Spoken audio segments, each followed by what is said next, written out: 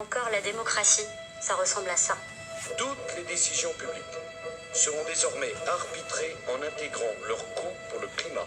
Voter pour des candidats qui doivent nous faire des promesses. Cet adversaire, c'est le monde de la finance. Et encore des promesses. Et je réconcilierai, car je veux l'unité de notre peuple. Pour qu'on ait envie de voter pour eux. Vous m'avez porté au second tour de l'élection présidentielle. Entre deux élections, n'avoir presque aucun pouvoir. Et regarder la politique se faire sans nous, à la télé. Vous avez annoncé le déclenchement de l'article 49.3 sur le projet de loi instituant un système universel de retraite. On sait tout ça, pas vrai? Il y a un an, je ne m'intéressais pas à la politique. Certains d'entre nous ne croyaient même pas au réchauffement climatique. Je me sentais pas du tout légitime pour prendre la parole. Je n'avais pas du tout confiance. Un peu comme vous, j'imagine. Il y a 18 mois, en pleine mobilisation des Gilets jaunes et des marches pour le climat. Alors que l'affaire du siècle avait réuni plus de 2 millions de personnes pour attaquer l'État en justice. Un collectif a proposé de créer Une assemblée citoyenne. Des femmes et des hommes, comme vous et moi, tirés au sort. Qui n'ont pas besoin de faire des promesses pour être réélus encore et encore. Après des semaines de négociations, le président a accepté de la mettre en place. Une première en France. sur un sujet bien particulier. Sans doute la plus grande menace que l'humanité ait jamais affrontée. Le dérèglement climatique. Une menace bien pire encore que celle que nous venons de traverser. Et voilà ce qu'il a dit. Ce qui sortira de cette convention, je m'y engage, sera soumis sans filtre, soit au vote du Parlement, soit référendum, soit application réglementaire directe. Pendant 9 mois, on a bossé comme des fous, les soirs, les week-ends.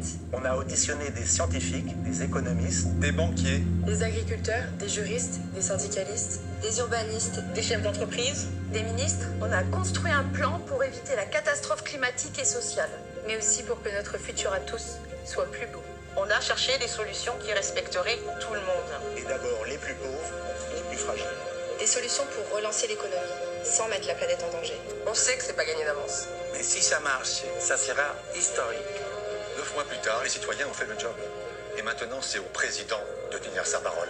Ça étonne peut-être, ça en contrarie d'autres, ça faisait peut-être longtemps que c'était pas arrivé, mais je fais ce que j'ai dit.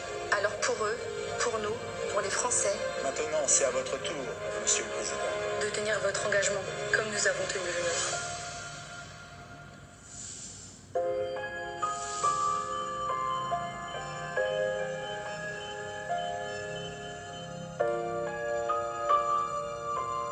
Vous l'avez dit.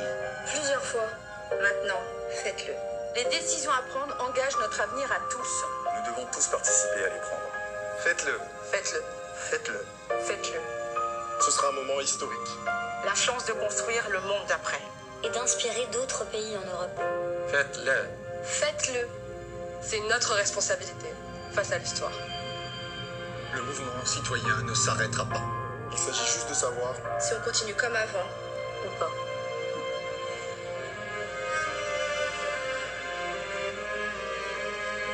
Partagez cette vidéo autant que vous pourrez. c'est le moment de réinventer notre démocratie. Si nous atteignons plusieurs millions de personnes, Ce message ne pourra plus être ignoré. alors partageons autour de nous.